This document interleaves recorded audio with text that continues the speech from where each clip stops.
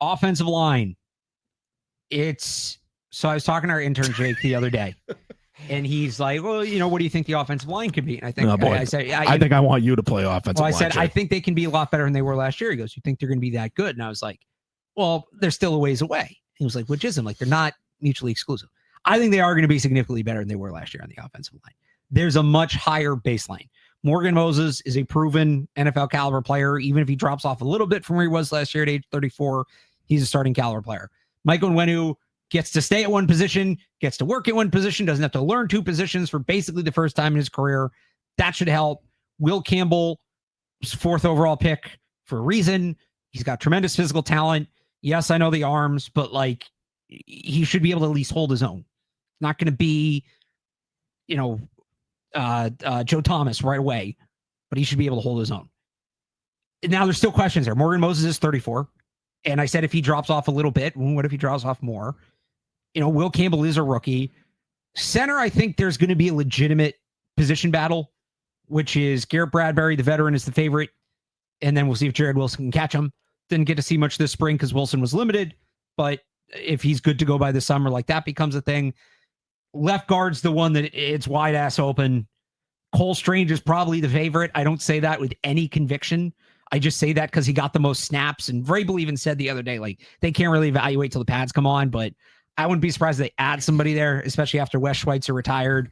That could go any way. So the thing about that is, I think it's easier to cover up guard than tackle. And it's only one spot, whereas this time last year, we were having this conversation with both tackle spots and one of the guard spots. Not great. But, there's a chance if it's Will Campbell at left tackle and Jared Wilson at center, that spot's between two rookies.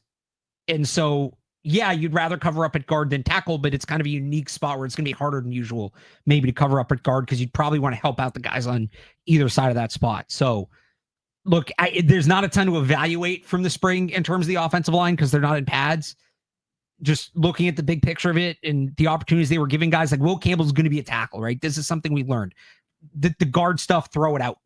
He did not move from left tackle. They're giving him the full, complete chance to develop there, as they should. So, looking at that stuff, I feel better about where the offensive line is at compared to last year. But there's still some significant questions. Is that it? Can I go? Go ahead. All right. Look, I know it's hard to evaluate. Non-padded practices. I go by Mike Vrabel. He says, well, I'm not even evaluating these guys really until we get the pads on. They're just doing basic installs, all that. But we got to do a show today, Barth. We do have to do a show today. I am capital C concerned about the offensive line. Capital C concerned. And look, I think they're still better than last year, right? They're not going to be worse. It's hard to be worse than they were. It would be something if they were worse. I don't think they're going to be a total nightmare where they barely even know where to line up, who to block, that whole thing. I think they're going to find a unit. They're going to play together, that whole thing. I just wonder if they really have the horses there. And so that's less of a concern at tackle. I think Will Campbell, like you mentioned, he's been the left tackle every day, and I think Campbell's looked good. He has. They've thrown a lot at him. He's had a lot of different matchups. He's had to match up against a lot of different guys. He had to match up against Barmore for a play yesterday, at least one play. He's matched up a lot against Keon White. I think Keon White is maybe at times given him a little bit of trouble, but it's not like, oh my God, that Campbell doesn't know what he's doing. They're going to have to keep him inside. He looks the part. He looks like he can play left tackle. He doesn't look overwhelmed. He doesn't look out of place. And you mentioned that he looks good. I think the biggest thing within that, he's looked better as it's gone on. Yeah. He's clearly learning and improving, which is what you want to see out of any rookie. Right. So, okay. So technically I think they're better, right? Yeah. But I feel like I don't know if they're going to be significantly better. I think they could be only marginally better. And what is that at that point? They could still be maybe average, I guess, maybe serviceable, better at tackle. I guess maybe the bigger concern is on the interior because you don't know who your left guard is yet. Garrett Bradbury, I get it. He's a veteran. He's never been a great pass protector. No. Mike Onwenu, I don't think has looked particularly good. I get it. He's back at he's been limited too at his natural position. He's been limited a little bit. But yesterday he got blown up on the inside on a play by Barmore, who looks great, by the way. Yeah, we'll get to the defense. 32 minutes in, we'll get to the defense. We'll get to the defense. I feel a lot better about the defensive front. That matchup, there's two different ways to look at it. But the one way to look at it, I think that I'm more concerned about is that this could be how this offensive line looks when they go up against a really good explosive pass rush. That might be where they have trouble, and like Drake might not have time to throw. He might get flushed out of the pocket, that whole thing. So I think they are going to be at least marginally better than last year, just by virtue of the tackles being upgraded. Yeah. I get it. Morgan Moses, 34 years old. He gets hurt. He can't play. It might be back to the DeMontre Jacobs experience based on the reps we've seen. Practice, but assuming health, assuming they have their starters, they figure out a starting left guard, they could be serviceable. But I think once they go up against a really good pass rush, I think it's fair to be really concerned about how they're going to play. Yeah, look, again, they're better than last year, and they're where they need to be. Are not the same take, right? And realistically, they weren't going to fix the whole thing in a year. We said that, we knew that. Like it's a multi-year rebuild up front. And I think they did a good job for what they could do this year. Like you said, if they can just be average, I think they'd be in good shape. The big thing, and you mentioned they're going to find a group. Do you know the first time last year how long it took them to start the same offensive line in back-to-back games?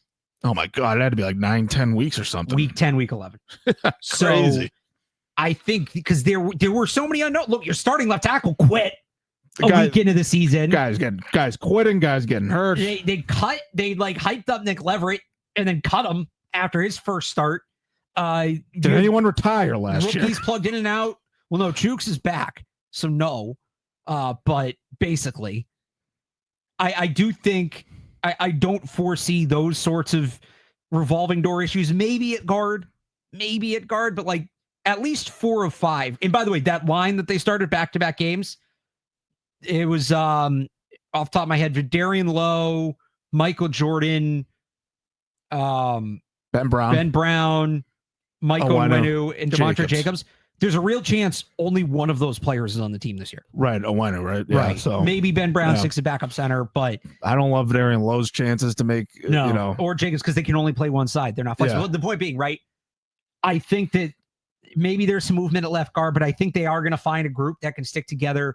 This is a big Dante Scarnecchia thing, right? You want 5 guys that see it through the same set of eyes, that have that chemistry, that know where each other is going to be, that know how to work together.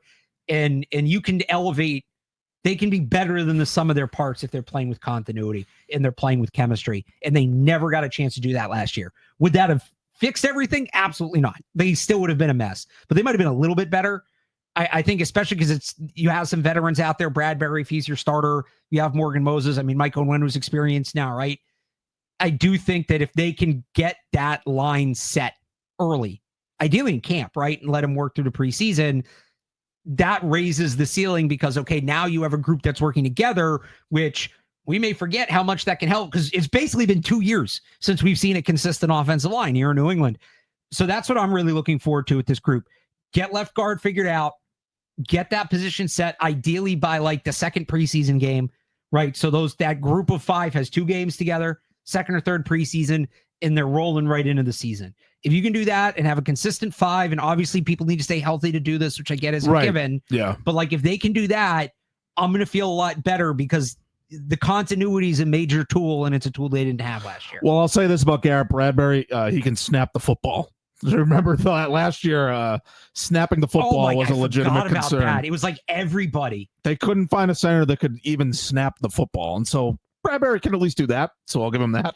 That should be an upgrade. About that. But you mentioned the injury. City So was a starting guard throughout most of camp, and then he got injured about 2 weeks before the season. And so I think it was the last preseason game, right? That Washington game. It was very late, and so like that sort of threw a wrench into things. And so you got to hope for health. Obviously, that's always a thing. But yeah, if they can find a group that can gel and they have their 5 and they stick with it from week 1 and they stick with it, that alone could be an upgrade. And like it's worth mentioning that Doug Marrone is probably the best O-line coach they've had since Dante Scarnecchia. Yeah. So like that's obviously a very experienced, accomplished offensive line coach, and it's a far cry from Matt Patricia, yes. And even like Adrian Clem, and I don't even remember who their offensive line coach was last year. Felger Maz, it's funny. Scott Peters? Felger Maz earlier, they forgot about it. Was Scott Peters. I actually think Scott Peters wasn't a bad coach. I think he did an okay job. He didn't have the personnel. He had nobody to work with. The fact that he got as much as he did out of that group, I thought was impressive. So I won't throw Scott Peters, but yeah, prior to Scott Peters, it was a mess. And I mean, Peters a good coach. Marone's an upgrade. Marone is absolutely an upgrade, and that should help as well.